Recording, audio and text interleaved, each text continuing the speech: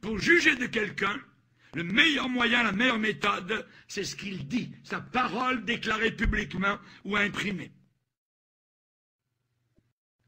Pour juger de quelqu'un, le meilleur moyen, la meilleure méthode, c'est ce qu'il dit, sa parole déclarée publiquement ou imprimée. Pour juger de quelqu'un, le meilleur moyen, la meilleure méthode, c'est ce qu'il dit, sa parole déclarée publiquement ou imprimée.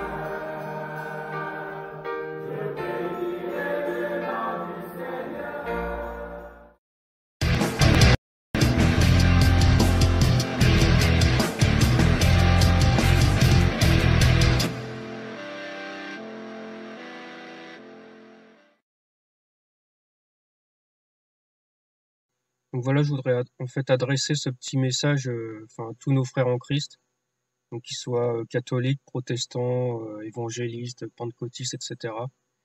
Enfin bref, à tous ceux qui aiment Jésus-Christ. Donc je voudrais vous dire, voilà, soyez fiers d'être chrétiens. Allez à l'église, allez à la messe de Noël. N'ayez pas peur d'y aller, n'ayez pas peur de ceux qui peuvent tuer le corps, mais craignez plutôt celui qui peut tuer l'âme, donc Dieu, Jésus-Christ. Donc voilà, il faut pas se laisser abattre en fait. Aujourd'hui, on est de plus en plus persécutés. Voilà, nos frères en Syrie ont été, enfin, en Orient même en général, sont très persécutés. Voilà, beaucoup sont morts. Aujourd'hui, ça arrive chez nous, ça arrive en Europe, en France, tout particulièrement, et il faut pas avoir peur, quoi. Il faut au contraire être fier de ce qu'on est, c'est-à-dire des enfants de Jésus-Christ. Nous aimons notre Dieu et il faut qu'on en soit fier, en fait.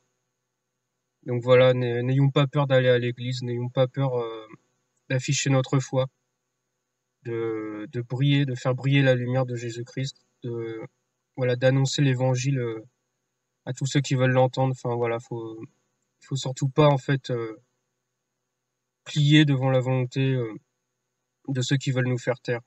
Donc qu'ils soient islamistes, enfin, terroristes ou, ou les gens du monde en général.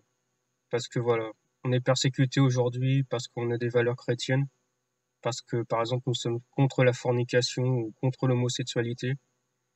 Donc voilà, on nous insulte de tous les noms, voilà, on nous traite d'arriérés, on nous traite voilà, de n'importe quoi, en gros d'hommes préhistoriques à moitié, enfin peu importe, on s'en fout. Ce qui compte aujourd'hui, c'est réellement bah, d'être fier de ce qu'on est, d'être fier d'être chrétien et de ne pas avoir peur de l'afficher. Donc, euh, donc voilà, il faut aussi qu'on arrête de se tirer dans les pattes les uns des autres. Faut qu'on arrête de se juger entre chrétiens, voilà, qu'on soit catholique, protestant, évangélique. Je sais pas, faut qu'on soit plus unis maintenant. On arrive vraiment dans un temps de persécution. Voilà, le Seigneur d'ailleurs nous avait prévenu qu'à la fin des temps on sera haï par tout le monde, que tout le monde nous détesterait et que voilà, beaucoup d'entre nous allaient mourir.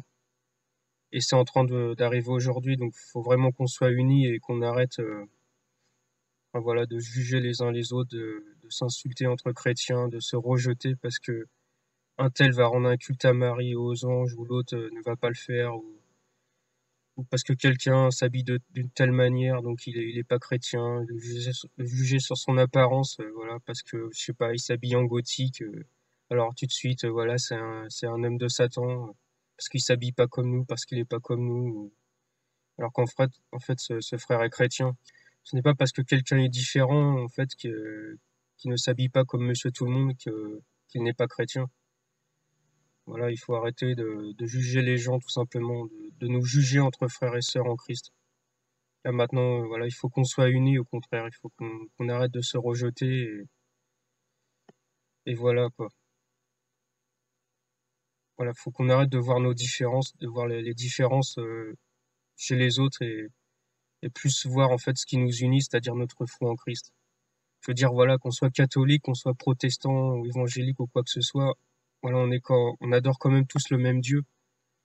Donc voilà, je dis pas qu'on doit tous aller tous dans la même église le dimanche, c'est pas ça. Voilà, et si vous êtes catholique, continuez à aller dans les églises catholiques, protestants, continuez à aller dans les églises protestantes, mais arrêtons de nous faire la guerre, quoi. Le monde nous fait assez la guerre comme ça, donc voilà, maintenant il est temps d'avoir de l'amour entre nous, de nous entraider, de nous unir et de nous soutenir surtout. Quand des drames arrivent, quand des frères et sœurs sont tués pour leur foi, voilà, arrêtons de nous juger tout simplement. Soyons unis, soyons plus unis dans l'amour de Christ. Parce que je pense pas que le Seigneur voudrait qu'on se fasse la guerre entre nous, au contraire. Donc peu importe nos différences, peu importe nos traditions, unissons-nous, quoi. Voilà, il est temps maintenant qu'on ne fasse qu'un dans le corps du Christ. Voilà, donc c'est le petit message que j'avais à passer. Voilà, dans les temps de persécution qui arrivent, il est temps qu'on s'aime, en fait, comme de vrais chrétiens et que nous arrêtons de nous juger, tout simplement. Donc voilà, après ceux qui veulent continuer à se faire la guerre et ne pas entendre ce message de paix et d'amour, bah, qui continue. Mais bon, vous rendez pas honneur à Christ en faisant ça, quoi. Donc voilà, soyez bénis.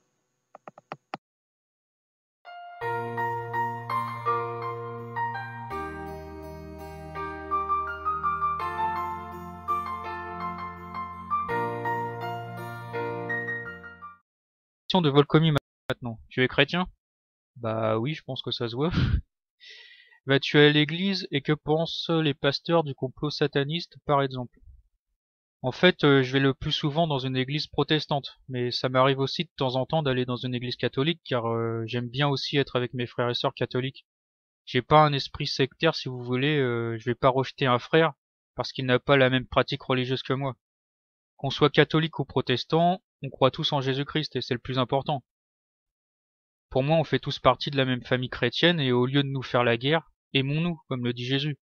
Ça paraît un peu bisounours de dire ça, mais c'est ce que je pense. Faut quand même admettre que les cathédrales, surtout là où j'habite, sont magnifiques. Et à chaque fois que j'entre dedans, je pense à tous nos ancêtres qui sont venus prier là pendant des siècles, et ça me touche. Je ressens toute la spiritualité du lieu, et je ressens aussi de plus en plus l'envie de perpétrer la tradition de nos pères. C'est ce qui manque à notre pays aujourd'hui, la fierté de nos racines et la défense de nos valeurs chrétiennes. Tant qu'on n'aura pas retrouvé ça, la France ne revient. Et sinon, les pasteurs et les prêtres parlent très peu de l'actualité, et du nouvel ordre mondial encore moins. Ils critiquent la décadence de notre société moderne, mais ils vont jamais dénoncer les vrais coupables. Mais bon, en même temps, je peux comprendre, car s'ils le faisaient, ils perdraient leur accréditation. Mais en fait, quand on y réfléchit bien, c'est pas le rôle d'un prêtre ou d'un pasteur de parler de ces choses-là, parce qu'on peut vite tomber dans des dérives. Il ne faudrait pas que les églises deviennent des partis politiques. Si on va à l'église, c'est pour adorer Dieu, pas pour faire un meeting politique.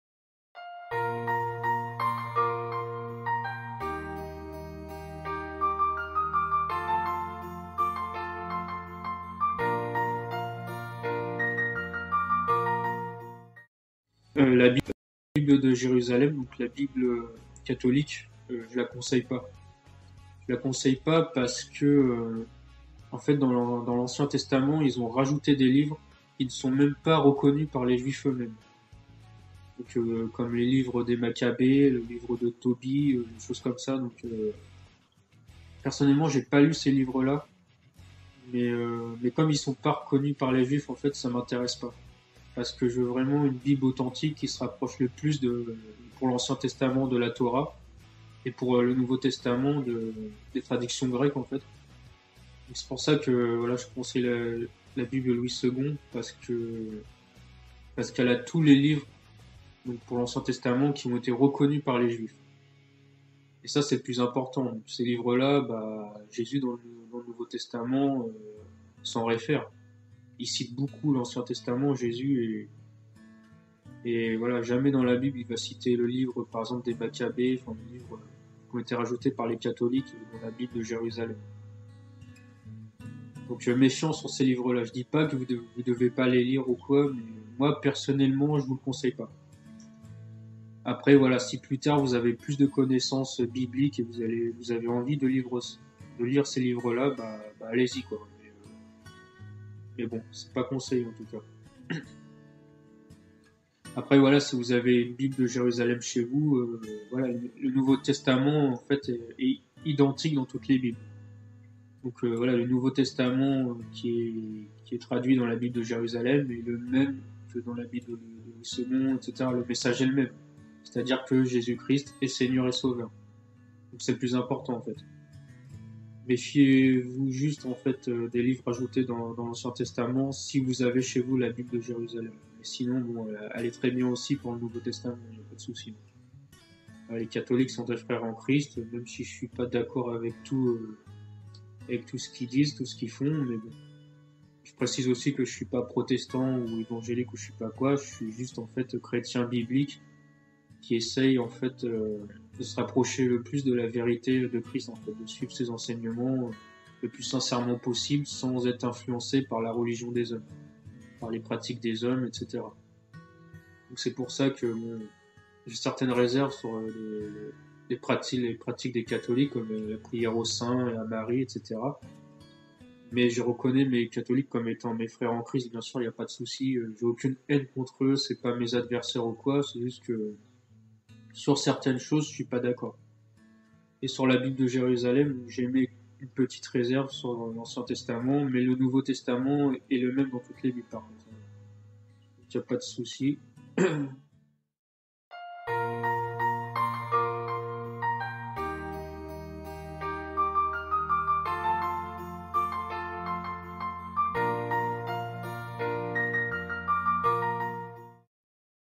On voit là encore cette obsession qu'il a de vouloir être adoré, et surtout être adoré par Dieu lui-même, puisque Jésus est Dieu.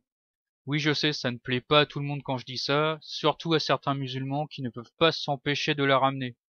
Mais je le répète avec force et conviction, Jésus est Dieu. Il est le roi des rois, le seigneur des seigneurs, la vérité et la vie, l'alpha et l'oméga, le commencement et la fin, la parole de Dieu. Il est Dieu, à point c'est tout, que vous le vouliez ou non.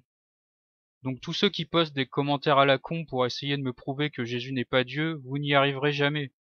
Car je connais mon Dieu, je l'aime avec mon cœur et non pas avec mes yeux ou mon intellect. Vous aurez beau sortir tous les versets de la Bible pour les tordre, vous n'arriverez pas à me mettre le doute. Le Saint-Esprit me donne à moi et à tous mes frères et sœurs le sens des prophéties et des paroles de Jésus, contrairement à vous, car vous n'êtes pas des enfants de Dieu. Je vous laisserai vous exprimer autant que vous le souhaitez sous mes vidéos, mais sachez que vous parlez dans le vent, car notre cœur appartient à tout jamais à Jésus-Christ. Il est Dieu, il est Dieu, il est Dieu. Saint, Saint, Saint est le Seigneur, il est le Père, le Fils et le Saint-Esprit. Amen.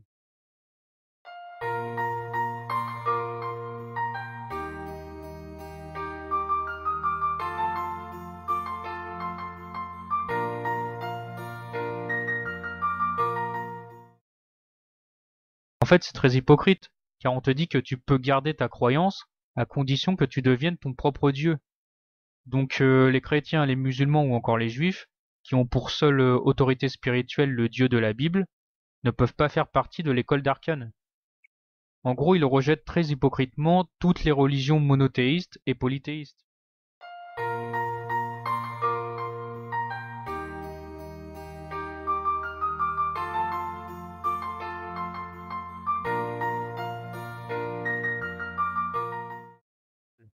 On voit bien ici la volonté satanique de briser le couple de l'homme et de la femme, voulu par Dieu, pour le remplacer par toutes sortes d'unions contre nature. Le but, encore une fois, est de s'attaquer à la famille traditionnelle, car c'est elle qui structure les fondements de notre société chrétienne. En détruisant le couple homme-femme, Satan détruit tout simplement l'humanité.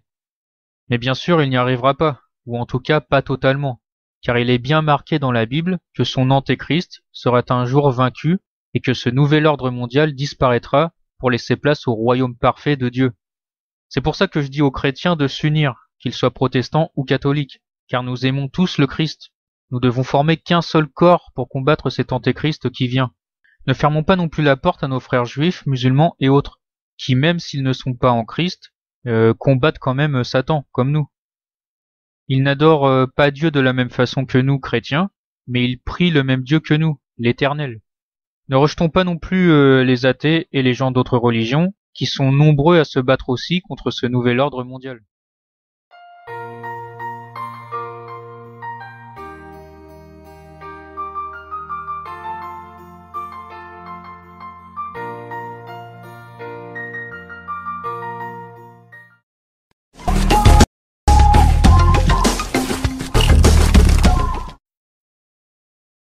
Question de Marie. Étant baptisé à 3 mois et ayant fait ma confirmation à 14 ans, qui est en fait la confirmation du baptême, je me pose la question. Sommes-nous sauvés? Cela suffit-il?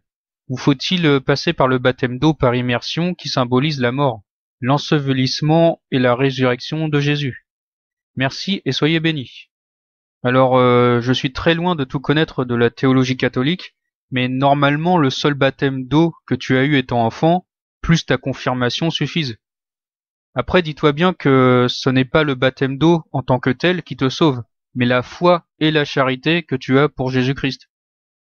Si tu restes fidèle à Jésus, que tu pries très souvent, que tu fais tout pour te débarrasser de tes péchés, etc., et surtout si tu réalises que face à Dieu tu n'es rien, et que tu as besoin de lui pour être sauvé, t'as la vie éternelle. Donc le plus important c'est la foi, la charité et l'humilité. Si tu gardes ces 3 qualités, tu es une enfant de Dieu, et il t'acceptera auprès de lui dans son royaume. Question de Bruno. Que penses-tu des disciples de Jésus de The Last Reformation? Connais-tu? Salut Bruno. Non, je ne connaissais pas ce truc. Je suis allé sur leur site pour voir, et apparemment ce sont des protestants qui veulent aller encore plus loin dans la réforme de Luther, en s'attaquant principalement à l'Église catholique. Donc ce sont des gens qui veulent encore diviser la communauté chrétienne en gros, en traitant de satanistes ou de païens tous ceux qui n'adhèrent pas à leurs croyances. Question d'un ONU. Que penses-tu de l'islam? Les vrais musulmans peuvent-ils aller au ciel? Bah, en tant que chrétien, je ne peux pas être d'accord avec la doctrine de l'islam, puisque dans cette religion, Jésus n'est pas Dieu, mais juste un homme, un prophète. Mais ça ne m'empêche pas de respecter les musulmans, qui combattent eux aussi le nouvel ordre mondial. Tout comme les chrétiens, ils croient en Dieu, et ils ont comme ennemi Satan. C'est suffisant pour moi pour en faire des alliés.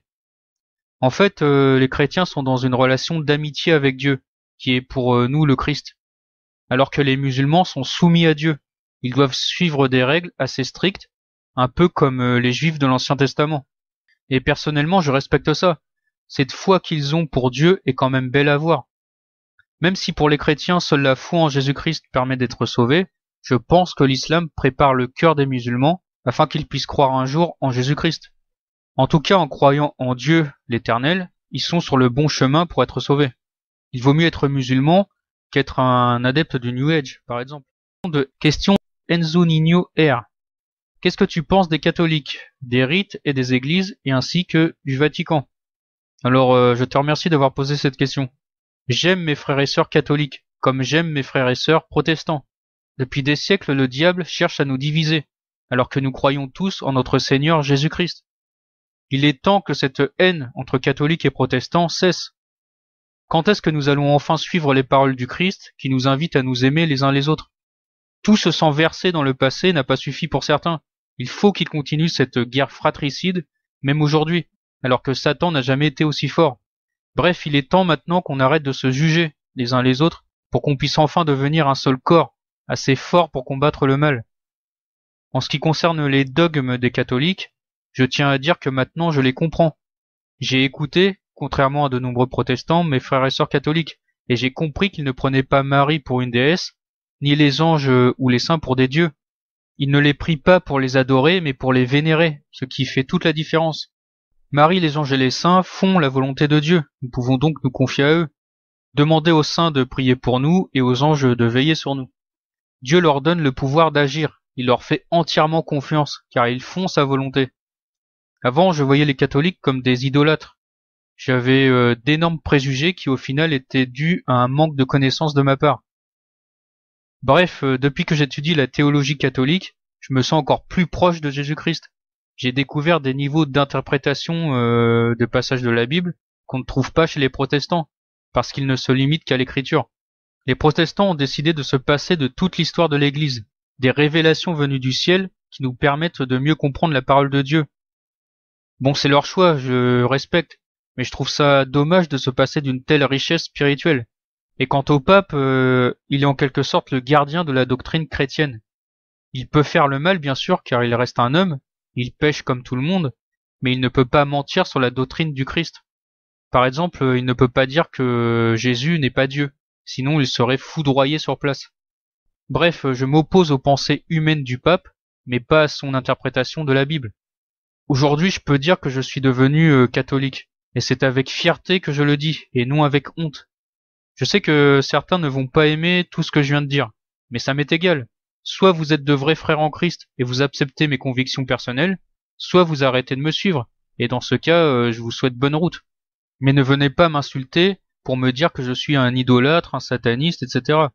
Parce que je supprimerai vos messages. Je ne suis pas là pour me faire insulter ou recevoir des leçons de morale de votre part. Je sais ce que je fais, je suis pas un gamin.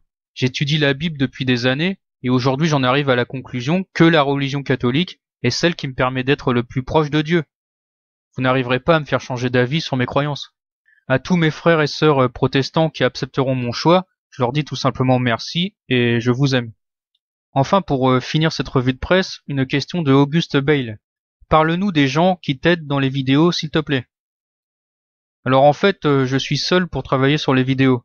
C'est moi qui choisis les sujets, je fais mes recherches tout seul, l'écriture, l'enregistrement, le montage de la vidéo, tout ça c'est un boulot que je fais moi-même. Il y a juste les génériques qui ne sont pas de moi. Mes collègues de JC2R s'occupent surtout du site et des réseaux sociaux. C'est à eux que vous devez tous ces bons articles qui sortent régulièrement. Ils font vraiment un travail énorme et je les en remercie. Je peux pas en dire plus sur eux car ils veulent rester anonymes, mais peut-être qu'un jour ils se présenteront. D'ailleurs, il y en a un, voire deux, qui pourraient bientôt se mettre à faire des vidéos, mais là j'en dis pas plus. Mais en tout cas, on n'est pas là pour se mettre en avant. Ce qui compte, ce sont les messages que nous voulons faire passer. Message de lutte contre le nouvel ordre mondial, mais aussi et surtout un message d'amour, celui de notre Seigneur Jésus-Christ. D'ailleurs, nous incarnons nous-mêmes ce message de paix, car il y a chez nous aussi bien des catholiques que des protestants. Et ça ne nous empêche pas de travailler ensemble et de nous respecter. Voilà, je vous remercie d'avoir suivi cette foire aux questions qui au final était assez riche.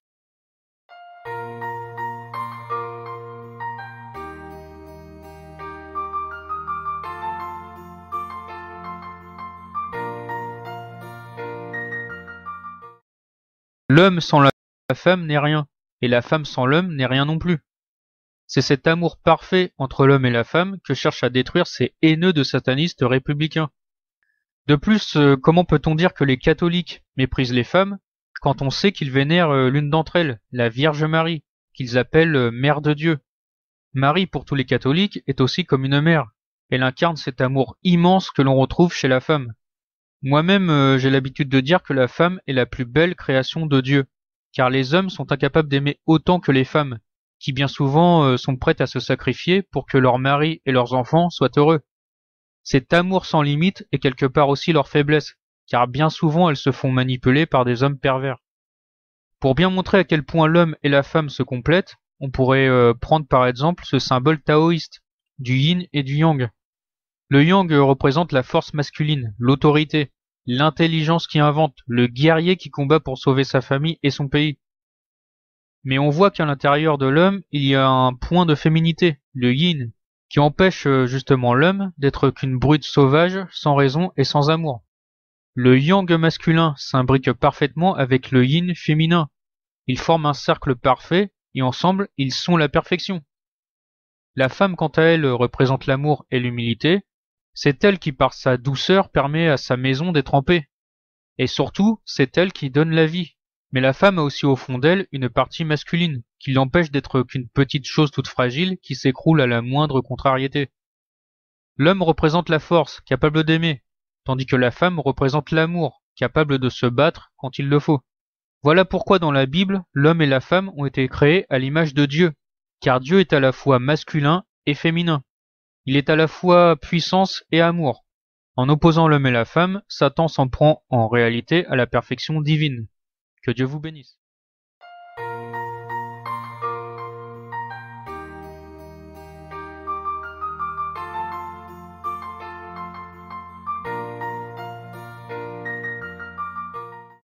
Je voulais dire aussi, oui, vous avez aussi des Bibles en ligne, bien sûr, que vous pouvez trouver en ligne facilement. Donc, pareil, vous trouverez la Bible Louis II en ligne. Mais moi, je vous conseille une Bible qui est très bien, ça s'appelle la Bible de Jésus-Christ. Donc, ça a été en fait édité par le pasteur Chorakwetu.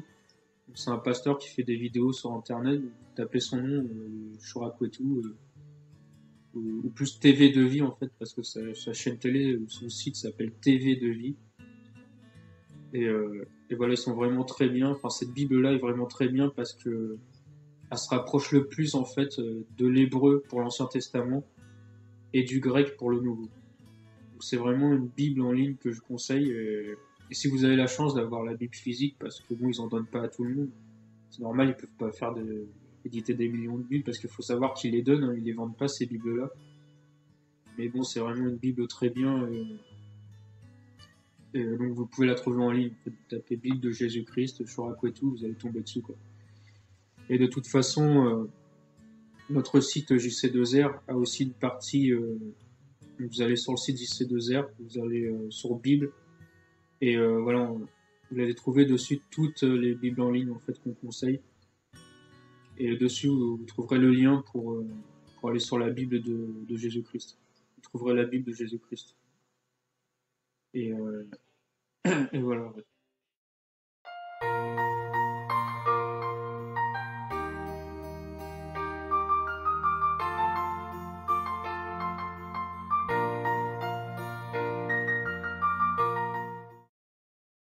Ceux qu'il faut se faire implanter la puce RFID et être soumis à Satan, ou ne pas le faire malgré l'obligation et être du côté de Dieu. Bah de toute façon t'auras pas le choix. C'est facile de dire maintenant que tu vas pas l'apprendre. Mais le moment venu, le gouvernement te fera clairement comprendre que ce sera ça ou la prison, voire la mort. Car tu ne pourras rien faire sans la puce. Tu pourras rien acheter et tu mourras de faim. Toi et ta famille. Il y en a beaucoup qui font les malins, mais le moment venu, les 3/4 vont l'accepter car personne ne voudra voir sa famille mourir de faim. Après, si on te met la puce et qu'on te demande en même temps d'adorer l'Antéchrist comme ton Dieu, là c'est autre chose. Ça devient spirituel et si tu crois en Dieu, tu ne peux pas dire que tu te soumets à Satan. Et à ce moment-là, oui, la mort est préférable. Même si encore une fois, c'est facile de le dire quand on ne vit pas la situation. Si ça se trouve, on sera comme Pierre et les autres apôtres qui ont abandonné Jésus lors de son arrestation, à cause de la peur. Enfin bref, c'est difficile tout ça. Personnellement, j'espère que j'aurai le courage de dire non à Satan si ma vie est menacée. Comme nos frères du Moyen-Orient qui, eux, restent fidèles à Jésus-Christ jusqu'au bout, alors qu'ils ont un sabre au-dessus de la tête. Pour moi, ils sont des exemples de courage et j'espère que je pourrai être comme eux.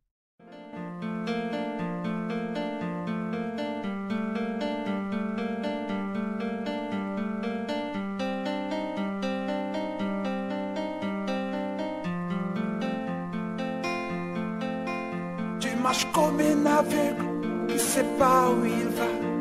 Tu marches comme un sourd qui n'entend rien du tout. Tu t'en fous des dieux, tu te moques de sa Bible. Mais un jour, tu couleras des larmes pour tout cela. Tu vas couler des larmes, tu vas pleurer un jour. Dis-moi si tu mourrais ce soir, mais que diras-tu à Dieu? Si tu mourrais demain, que diras-tu à Dieu? Mais si tu mourrais ce soir, que diras-tu à Dieu? Si tu mourrais demain,